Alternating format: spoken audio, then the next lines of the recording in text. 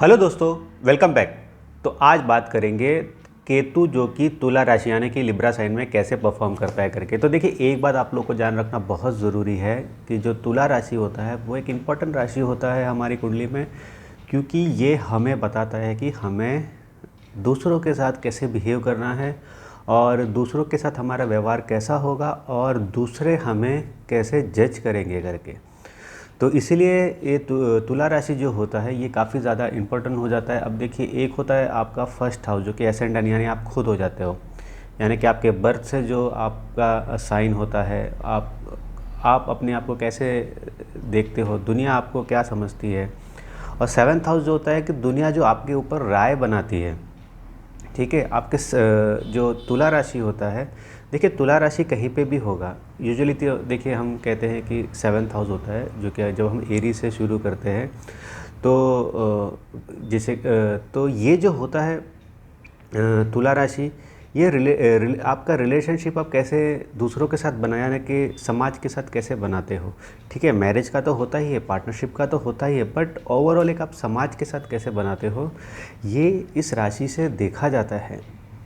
तो यहाँ एक ऐसा राशि, ठीक है, जहाँ से आप ये देखते हो कि आपका एक महत्वाकांक्षा क्या है, जैसे कि आपकी जो विशेष क्या है। एक तरीके से देखिए, कहते हैं कि 11th हाउस से विशेष देखा जाता है, पर जो हमारी जो जर्नी रहती है, ठीक है, लाइफ को एक्सप्लोर करना रहता है, वो 7th हाउस से आप देख सकते हो, यानी कि तुला राशि से आप देख सकते हो। और जो तुला राशि होता है, मैंने क्यों कहा कि लाइफ को एक्सप्लोर करना, हम जब शादी करते हैं एक तरीके से हम दूसरे के साथ अपना ज़िंदगी बिताने की जब सोचते हैं कि हाँ, आप मेरी ज़िंदगी का भागीदार बनोगे, तो तब हम एक तरीके से ये अपनी ज़िंदगी को एक नए आयाम पे लेके जाने की कोशिश करते हैं और एक नई तरीके से इसे जीने की कोशिश करते हैं। तो वो देखिए, सबसे बड़ा ज़िंदगी का जुआ होता है मैरिज।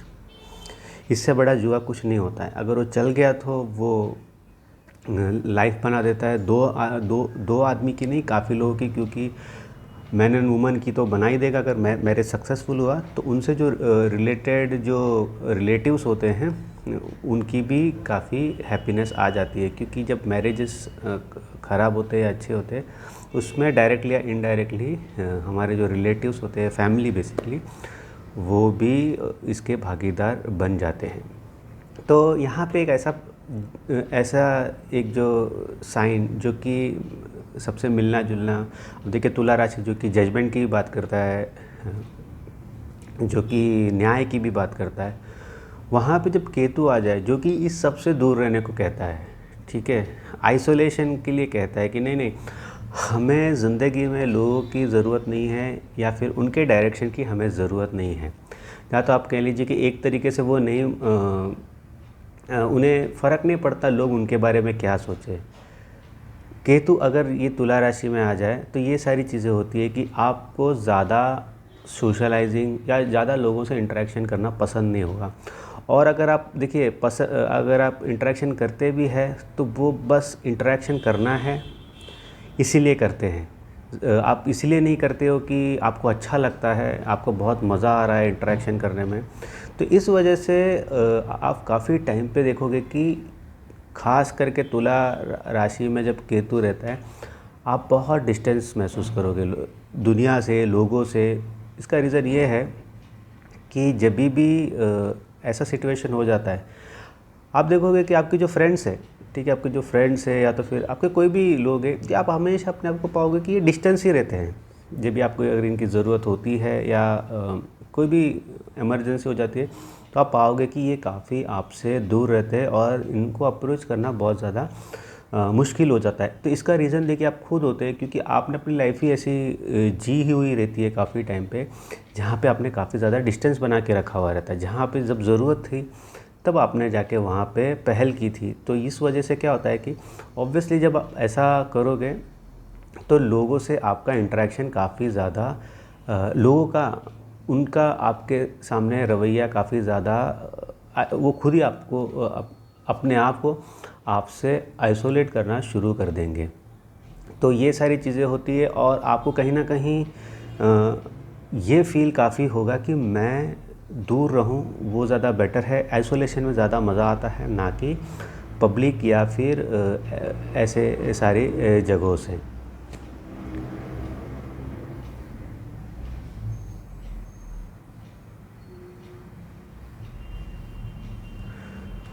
अब देखिए इसमें और एक चीज़ है, अब जब तुला राशि देखते हैं तो बहुत ज़्यादा ज़रूरी हो जाता है कि मैरिज का क्या यहाँ पे सिचुएशन है, ये देखना ज़रूरी है।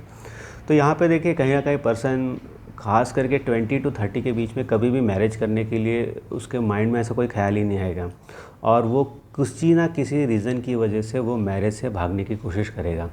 अब देखिए इसका रीज़न ये भी है कि देखिए जहाँ पे भी केतु रहता है वहाँ से रिलेटेड चीज़ें अपने पिछले जन्म में आपको हासिल हुई थी, यानी कि आपकी मैरिज काफ़ी फ्रूटफुल थी, आपकी काफ़ी अच्छी मैरिज हुई थी, आपने मैरिज का सारा सुख भोग चुके हो आप। तो जब केतु इस टाइम पीरियड में आपकी कुंडली में आया हुआ है तो केतु को उतना कुछ ज़रूरत नहीं है मैरिज की। वो बोलता है मैंने इस मैरिज में मैंने जाके देख लिया है कि क्या है करके, तो क्या मुझे रियल में जाके वापस से मैरिज करना ज़रूरी है? क्या रियल में किसी को अपनी ज़िंदगी के साथ अपनी ज़िंदगी का भागीदार बनाना ज़रूरी है? तो केतु को ऐसा लगता है। अब इसका मतलब कि इनकी मैरिज जो थी, देखिए मिसकंसेप्शन बहुत है कि लोग बोलते हैं कि अगर तुला राशि में अगर केतु है तो मैरिज होना संभव है। ऐसा नहीं होता है। देखिए वो एक डायमेंशन होता है, वो अंतिम फैसला नहीं होता है। अगर क्या आपका अगर देखिए कुंभ राशि में या आपका एरीज साइन से बात करते हैं, एरीज साइन में अगर आपका एक्वेरियस हो, सपोज आप एरीज असेंडेंट हो, आपका आपका एरीज राशि में आपका गुरु जुपिटर बैठा हो, तब तो ये एस्पेक्ट कर रहा है डायरेक्ट। तो ये जब भी जुपिटर की महादशा होगी या फिर जुपिटर का कोई ऐसा ट्रांजिट चल रहा होगा तो हमेशा वो कहीं ना कहीं पर्सन को मैरिज की ओर धकेलेगा और मैरिज में अच्छा परफॉर्म करेगा ये पर्सन। जहाँ पे वाइफ को स्पेस देना हो या तो हस्बैंड को स्पेस देना हो, उसकी बातें संबंधी हो, तो एक्चुअल में केतु काफ़ी टाइम पे मैंने देखा है मैरिज में इसलिए काफ़ी ज़्यादा अच्छा परफॉर्म करने लगता है। हम सोचते रहे ये केतु को क्या हो, केतु यहाँ पे था, एस्ट्रोलॉजर कहते हैं कि अच्छा नहीं होता, मतलब कि एस्ट्रोलॉजी में बोलते हैं कि ऐसा नहीं होता। आपको देखना भी चाहिए कि आपका जो जुपिटर है वो कैसा परफॉर्म कर रहा है, या जुपिटर एस्पेक्ट कर रहा है क्या केतु को, क्योंकि जुपिटर को देखिए फर्स्ट हाउस में दिग्बाला भी मिल जाता है, तो इस वजह से जुपिटर बहुत ज़्यादा एक तरीके से अच्छा हो जाता है। और वो सामने का जो हाउस है उस पर भी हमेशा दृष्टि रखता है कि अगर कुछ भी खराब होने वाला होता है तो वहाँ पे वो उसे ठीक करने की कोशिश करता है, क्योंकि जब जुपिटर के पास अनलिमिटेड पावर आ जाता है, क्योंकि अब देखिए वो उसको दिग्बल भी मिल जाता है, तो वो मेक श्योर करता है कि मेरे मैरिज जो कि सस्टेन रहे करके, केतु की एनर्जी सही तरीके से डाइवर्ट हो जाए करके। अब यहाँ पे काफ़ी टाइम पे देखा गया जो पार्टनर है वो भी काफ़ी ज़्यादा पर्सन को स्पिरिचुअल मिलता है। और देखिए फॉर एन एग्जांपल विशाखा नक्षत्र जिसके भी देखिए तुला राशि में आता है, उन्हें ट्रैवलिंग का बहुत शौक़ रहता है, बहुत ज़्यादा शौक़ रहता है, ख़ास करके जब मून यहाँ पे आ जाता है। बट यहाँ पे अगर केतु आ जाता है फॉर एन एग्जांपल, तो पर्सन को नॉर्मल ट्रैवल का शौक़ नहीं रहता है, जैसे कि कुछ अनयूजुअल जो ट्रैवल होता है उससे करने का उन्हें बहुत ज़्यादा शौक़ होता है। अब अनयूजुअल ट्रैवल का मतलब, एक ट्रैवल ब्लॉगर है, आपको पता है, मुझे नाम याद नहीं है, वो ऐसी जगह ट्रैवल करता है जहाँ पे दुनिया में सबसे कम लोग गए हो,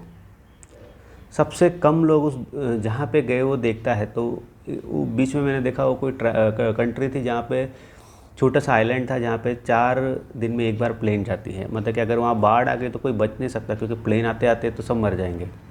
तो ऐसे अनयूजुअल जगह पे जाना, स्पिरिचुअल ट्रैवल करना भी काफ़ी पसंद होता है।